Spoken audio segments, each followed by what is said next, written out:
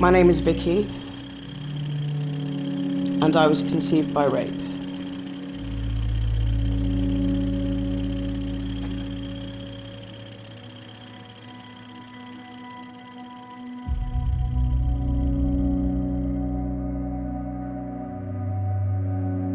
I was born in Birmingham in the 70s and adopted when I was about 7 months old.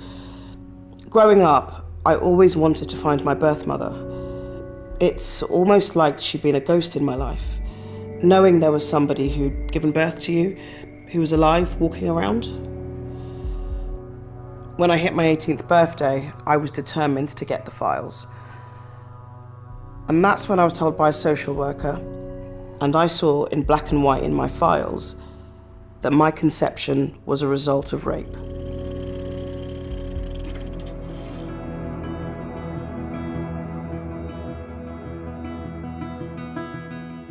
My birth mum had been 13, a schoolgirl, and my birth dad, a family friend who was 35. The records said that she'd gone to babysit at his house, and he raped her. To find out that you'd been born through a horrendous act of violence against a child, and that people knew. It says in 7 different places in the files that it was rape. The fact that she was 13 means it was statutory rape, because he had sex with a minor. It states his name and address, that social services, police, and health workers knew, but nothing was done about it. My birth mum was from a black working class family, and I can't help thinking attitudes at the time had something to do with that. It made me feel angry, devastated for my birth mum, for me. And then I remember thinking, will my birth mother ever want to meet me? I traced my birth mother with support from my adoptive father, and I found her. Seeing the photo of her for the first time was incredible. It was like looking into a mirror.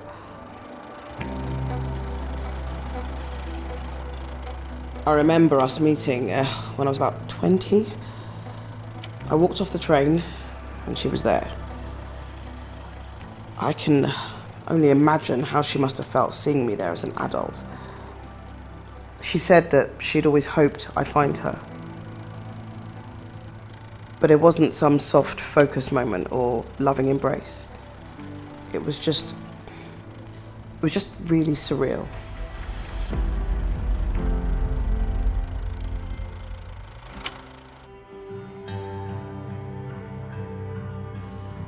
It wasn't until decades later, when the Jimmy Savile case and other historic cases were in the news, that I really thought about trying to do anything about it.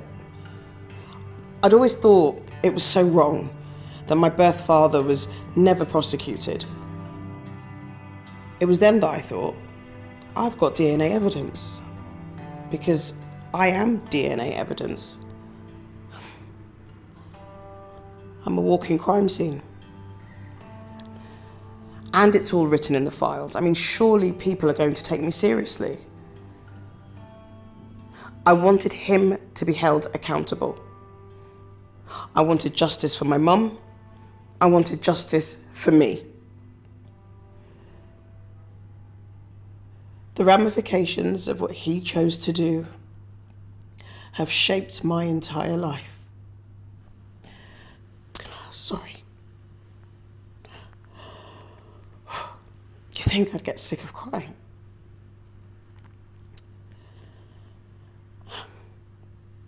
And he's been able to get away with it and just live his life.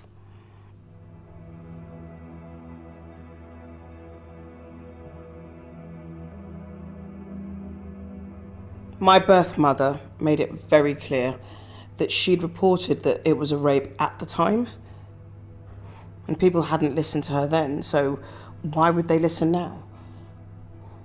More than 40 years have passed, and she doesn't want to go through it all again, but she supports me pursuing it. I've contacted so many people, police, social workers, solicitors, MPs. They just say, you're not the victim. Because of that crime, I am alive. My whole life's been dictated by it. But no one will see me as the victim. I am living, breathing proof of a child rapist, and nobody is interested. How is that okay?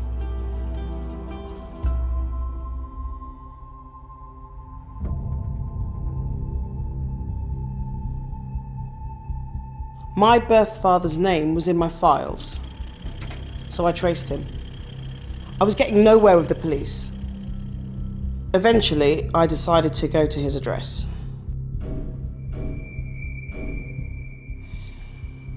I just remember the nerves. My heart was pounding, I was sweating. I mean, this man, like a ghost, he's done the most heinous act, and this is who I'm going to meet. He came to the front door, and I just said, "Hello, I believe I'm your daughter?" He just said, "Oh, come in." And that was it. It was the most surreal 40 minutes of my life. I remember saying to him, "Well, did you have sex with her? Because if you didn't, then we don't need to be having this conversation."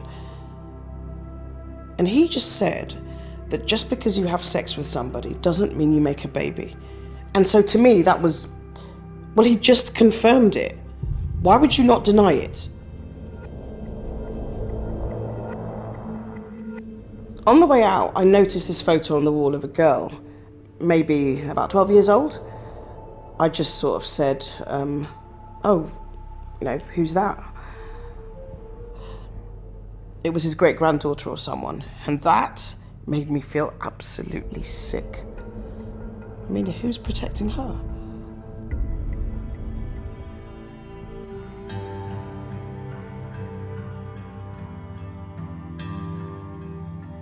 I found out that there have been victimless prosecutions for rape, when people don't feel able to report it because of the nature of the crime, but there's evidence. I want the police to look at the files and at least consider a victimless prosecution in my case. And I want the definition of victim to be reviewed. This has nearly beaten me down.